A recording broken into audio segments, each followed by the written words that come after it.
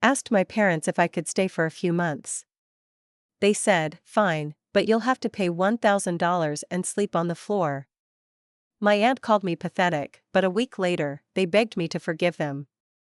I 42 female went through a rough divorce and asked my parents if I could stay with them temporarily while I got back on my feet. Instead of support, they told me I had to pay $1,000 per month and sleep on the floor. My aunt called me pathetic for even asking. A week later, life flipped. I found a job, moved into a beautiful apartment, and suddenly they were the ones calling me for help. Now they want me to forget how they treated me, but I don't think I can. "Fine, but you'll have to pay $1,000 and sleep on the floor," my mother said, as if she were offering me a seat at her dinner table, not a literal patch of carpet in the corner of the den. I blinked. "Wait. You're serious?" She didn't even look up from the newspaper. "You're not a child anymore, Mara. We're not running a free boarding house." My dad was sipping his tea, nodding along like he was just going with the flow. No trace of sympathy. "No, of course, sweetie, you're going through a tough time." Nothing like that. It was like the floor just gave out beneath me, metaphorically, though sleeping on the literal floor was apparently on the table. I had just driven 9 hours from Asheville to Charlottesville, heart still raw from signing divorce papers, eyes stinging from holding back tears. 15 years of marriage, over just like that. Brent had traded me in for a junior architect with baby soft hands and an obsession with houseplants. We'd built a life together. Or so I thought. When I found out about the affair, I didn't scream. I didn't throw his things out on the lawn. I just folded. Quietly. I called a lawyer the next day, filed the papers, and started dividing up our life. In the end, he got the house.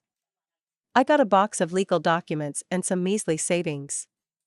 No kids, no dogs, no real reason to stick around. So I came home. Or at least, I tried to. It felt like I had shown up on their doorstep with a suitcase and the plague. They gave me the den. No bed, just some dusty throw pillows and a folded blanket. Not even a door, just a curtain they'd hung to give me privacy. That first night, I curled up on the floor and stared at the ceiling fan, listening to the television from the other room. The news anchor's voice blurred into the hum of my parents eating dinner, without me. No one had asked if I was hungry. No one had even asked how I was doing. I could hear the silverware clinking. My father was laughing at something. My mother made some snide remark about how marriage never lasts these days. They acted like I was just passing through, a guest overstaying my welcome. Not their daughter. Not a woman who had just lost everything. To make things worse, my Aunt Rosalind called the next day. She had that raspy voice of hers that always made me feel like I was being summoned. "So you're back in town?" she asked. "Just for a bit," I said. Trying to regroup. "What are you doing, exactly?" "I'm looking for a job. Just need a place to stay until—" "Oh, honey," she cut in, "that's pathetic. You're 42. You can't live with mommy and daddy forever." I didn't know what hurt more, what she said, or how easily she said it. Like I was a child playing house and not a grown woman who had just been hollowed out by betrayal. I cried that night, on the floor. Quietly. I didn't want them to hear. I got up early every morning just to shower before Dad started his crossword routine. I bought my own groceries, microwavable rice, cans of soup, whatever I could heat and eat without disturbing the delicate routine of their perfect retired life. They weren't cruel exactly. Just indifferent. I overheard my mom on the phone with someone, maybe Rosalind, saying, "She's always been a bit dramatic. She'll land on her feet, eventually."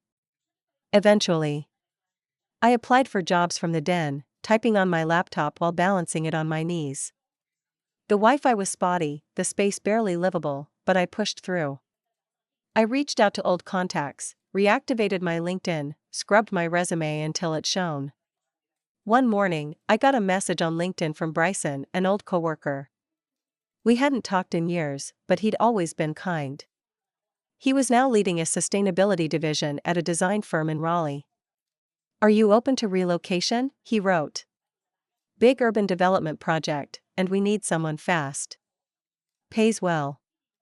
I called him right away. The phone barely rang once before he answered. "Tell me you're available," he said. "I'm very available."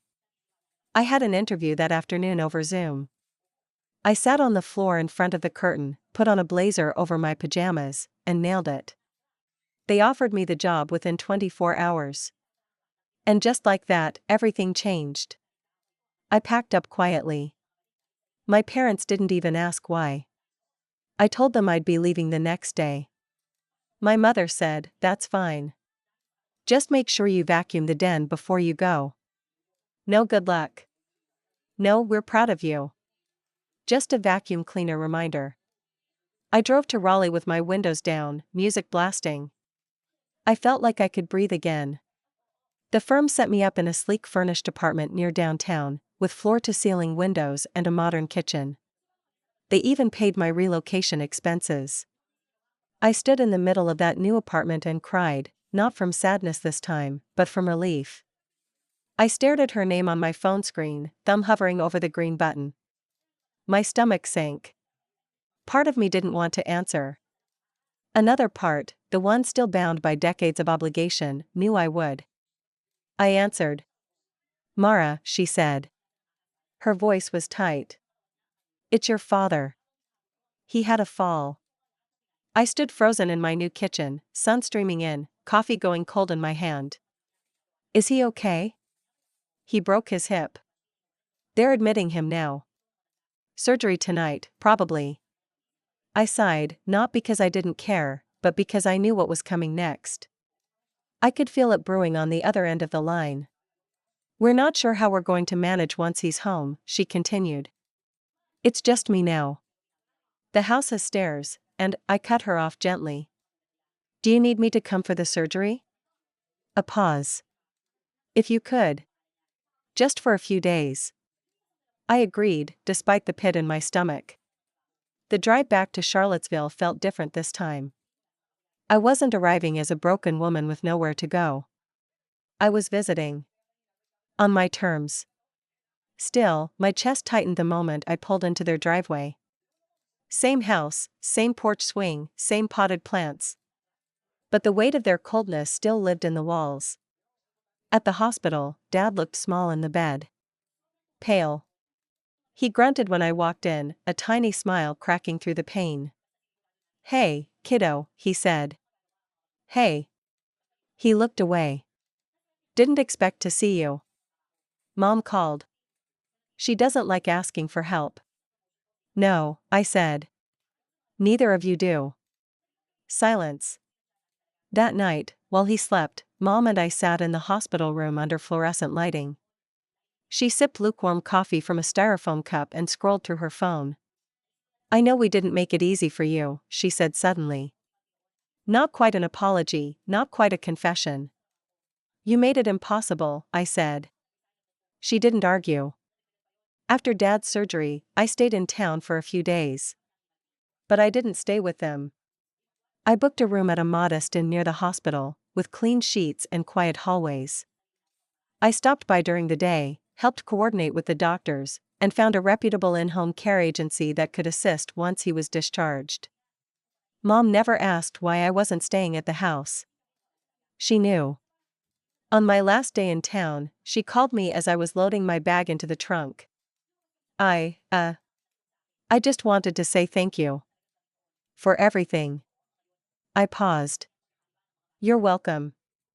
And I hope we can talk more soon." Without all the, she trailed off. "Yeah," I said, but I didn't promise anything. Back in Raleigh, I returned to my life like someone slipping into a coat that finally fit. My days were filled with meetings and site visits, my nights with wine and the hum of city life. I was building something again. And this time, it was mine. My parents started calling more often. Not just for help, but for connection. My mom wanted to know about my work. My dad, still recovering, asked about my projects, sometimes offering unsolicited advice like he used to when I was fresh out of college. I kept my distance. Answered calls. Replied to texts. But I didn't go back. Not yet. One evening, a package arrived at my door. No return address, just my name in familiar handwriting. Inside was a small wooden box. It had been in our living room growing up, always on the mantel, my grandmother's keepsake box. Inside it was a note. "We were wrong, Mara.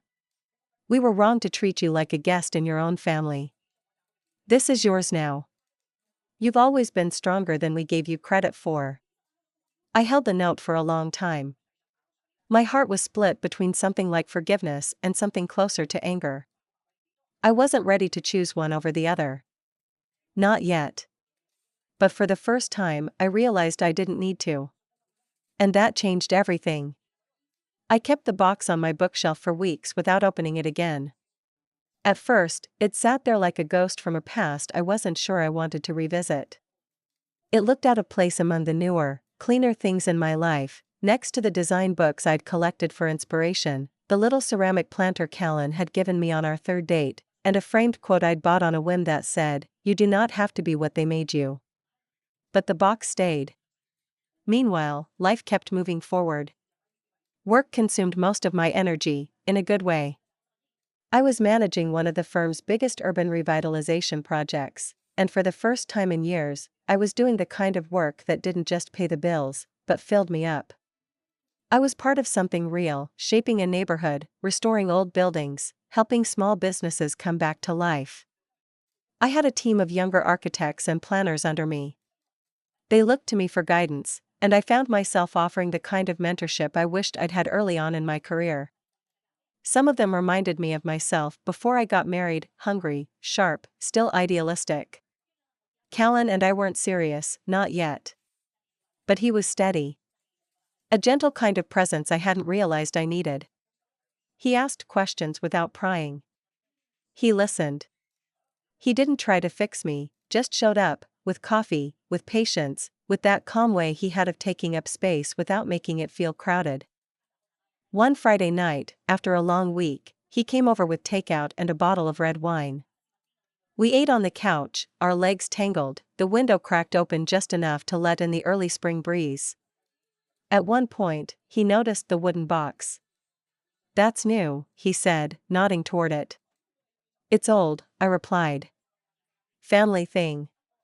He didn't ask more, and I appreciated that. But after he left, I sat alone in the quiet apartment, staring at it. Eventually, I opened it again. Inside, underneath the note, were a few faded photographs, ones I hadn't seen in years. Me at 12, at a science fair with a ribbon pinned to my vest. A photo of my parents young, happy, holding me between them at a lake. And another I hadn't expected, a Polaroid of me graduating from college, standing with both of them in front of the university fountain. We all looked awkward in it. My mother's smile was too tight, my father squinting at the camera. But there was something in their expressions I hadn't noticed back then, pride. Or maybe I was just looking for it now. Trying to fill in blanks. The next morning, my phone buzzed with a text. "MOM, Dad wants to know if you'll be in town for Easter." "I know it's early, just wanted to ask." I stared at the message for a long time. It was the first time they'd invited me back, not asked for a favor, not guilt me, not made it about them. Just a simple question. I didn't answer right away. Instead, I went for a walk. Raleigh was beautiful in the spring. Dogwoods in bloom. Sidewalks warming under the sun. I wandered past coffee shops and bookstores, past people laughing on patios and couples walking dogs. I thought about everything that had happened. How they'd watched me crumble and offered no cushion. How I'd rebuilt without them. How they were slowly, clumsily, trying to reach out, not with grand apologies, but small gestures. And how I didn't know if that was enough. That afternoon, I sat on my balcony with a glass of wine, phone in hand. I didn't text back. Not yet. I wasn't sure what to say. Instead, I opened a fresh email to Rosalind, the aunt who's called me pathetic. I hadn't spoken to her since that phone call. She'd sent a birthday card 2 months ago. No apology. Just hope you're doing well. Let's catch up soon. I typed out a single line, I think you owe me an apology before we catch up. Just wanted to say that. I didn't sign it. I didn't need to. I hit send, closed my laptop, and breathed. Later that night, I scrolled through Zillow, just curious. I looked at townhomes near downtown. Ones with a bit more space. Maybe a little garden.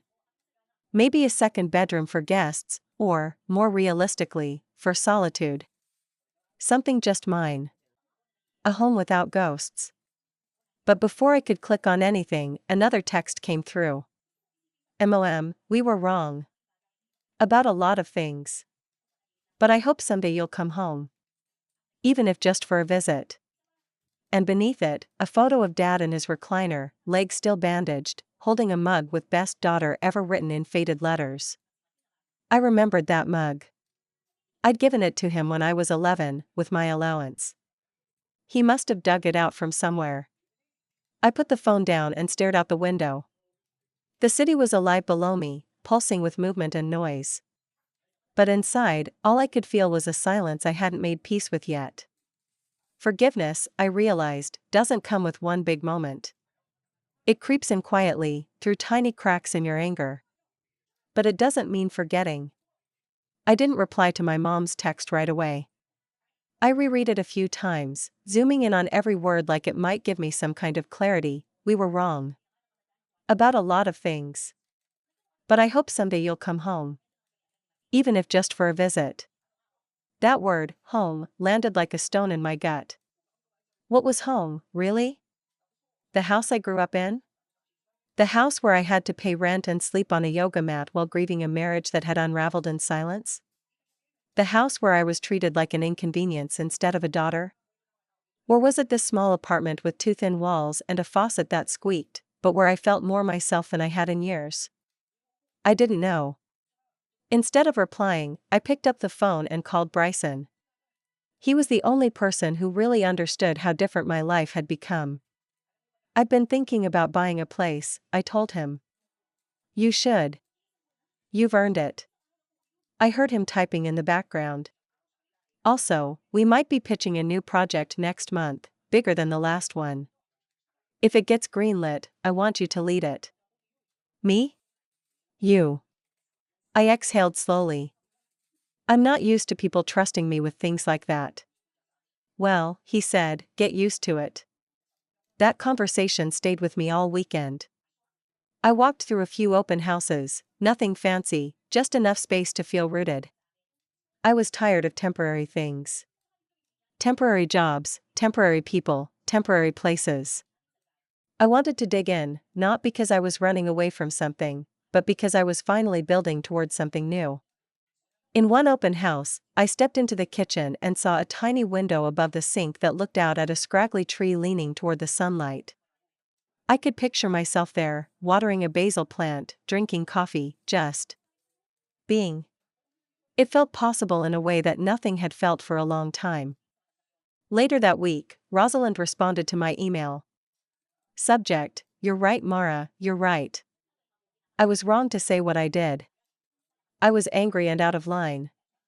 Maybe I felt like your situation reminded me too much of the messes I'd made in my own life. That's not an excuse. I'm sorry. If you ever feel like talking, I'd like the chance to apologize in person.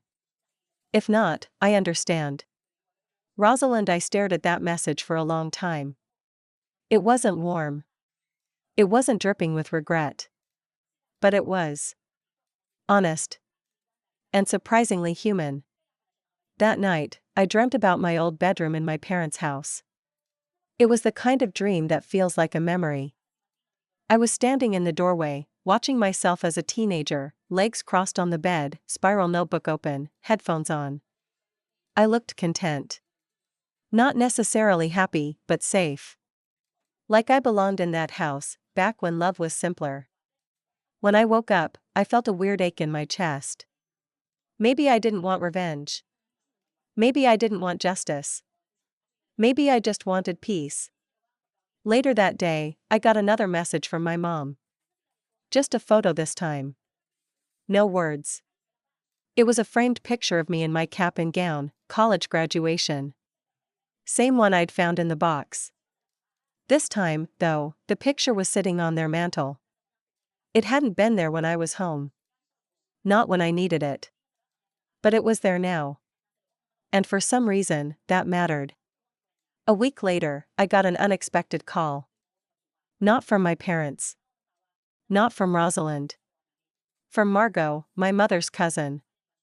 We'd been close when I was younger. She used to sneak me chocolate when Mom was on one of her no-sugar kicks. "I heard you're back in Raleigh," she said. "Yeah. You're the talk of the family, you know. Everyone's shocked you landed on your feet." I laughed. "Thanks, I guess. They underestimated you. They always have." "Yeah. I guess I underestimated myself too." She chuckled softly. "Well, don't make their mistake. And if you ever feel like a visit that doesn't include guilt or hardwood floors, my guest room has a real bed." That made me laugh out loud. We talked for almost an hour. It was the first genuine family conversation I'd had in months. Later, as I stood on my balcony watching the sunset bleed into the skyline, I thought about all the versions of myself that had existed in the last year. The wife. The floor sleeper.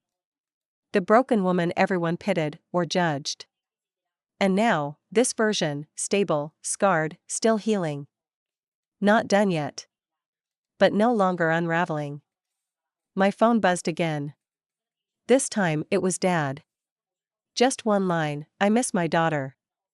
Not the guest. The daughter. No emojis.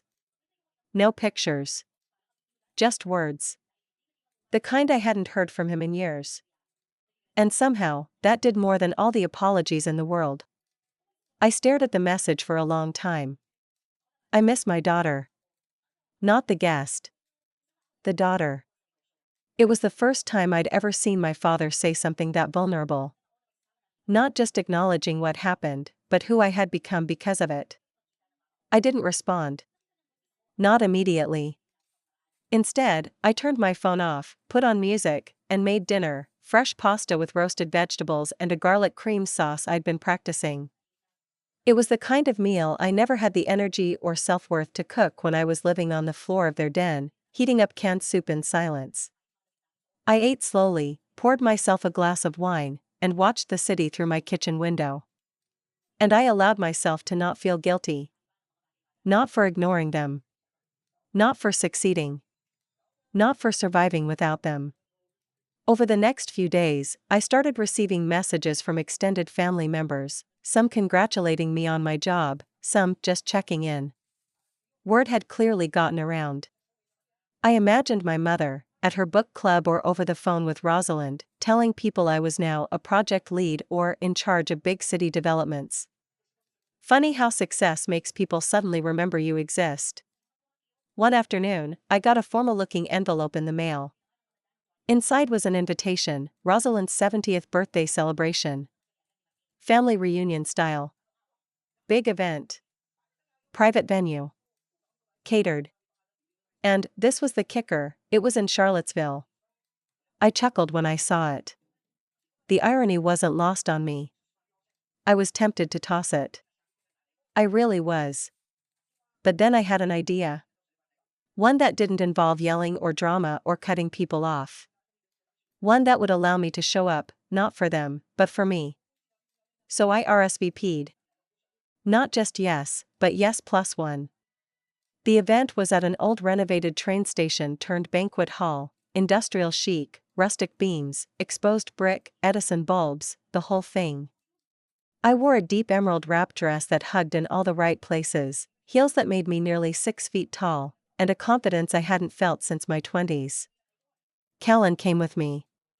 He wore a navy suit, no tie, sleeves rolled up just enough to make him look effortless. As we stepped into the venue, every conversation seemed to pause for a second. I saw Rosalind first. She was holding quart, a glass of champagne in her hand, a dramatic silk scarf around her shoulders.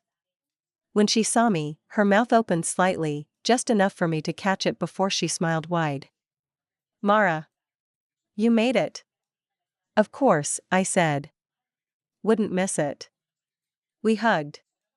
It was brief, but real. And then came the whispers. "Mara looks amazing. Is that the guy she brought? I thought she was staying with Francis and Hal after the divorce." "No, she's got some big city job now. Leading entire teams." I didn't need to say a thing. I just smiled. My parents arrived about 20 minutes in. My mom saw me first. Her eyes widened, then softened. Dad was behind her, walking with a cane. He looked tired, but sharper than I remembered. They approached slowly. I stood still, letting them come to me. "Mara," Mom said, voice tight with nerves. "Hi, Mom." "Dad." They both looked at Callan. "This is Callan," I said. "He's a landscape designer. He's also mine." Callan shook my dad's hand. "Nice to meet you, sir." My father nodded. "Likewise." Then he looked at me. Really looked. "You seem happy." "I am."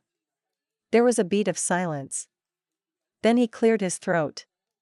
"Your mother and we've been talking. We realized we handled everything badly. We were proud," Mom added. "And stubborn. And I guess we didn't know how to help without making it worse." I nodded slowly. "You didn't just make it worse. You made me feel like I wasn't worth helping." My mom's eyes welled up. "We're sorry, Mara." "I believe you," I said. "But that doesn't erase it." They both nodded. "And," I added, "you don't get to take credit for where I am now." That part landed. I saw it in their faces. Not because it was cruel, but because it was true. "I built this," I continued, "without your support. Without your encouragement. Alone." They didn't try to interrupt. For once, they listened. "But I'm here now," I said. "And I don't want a fake relationship. I want a real one. And that starts with honesty." My mom took a shaky breath. "Then let's start here. Can we take you both to dinner next week? Just us. No expectations. Just a meal." I looked at Callan. He gave a small nod. "Okay," I said. "One dinner." The rest of the night, I danced. I caught up with cousins, laughed with Margot, and even let Rosalind pull me into a conga line she regretted halfway through. I didn't cry. I didn't rage. I didn't seek revenge through cruelty or silence. Instead, I let my life speak for itself. The girl who slept on the floor was gone. The woman standing in that room, the one everyone had dismissed, pitted, judged, was whole. And everyone could see it. I have my own home now. My own future. My dignity. And that was the most satisfying revenge of all.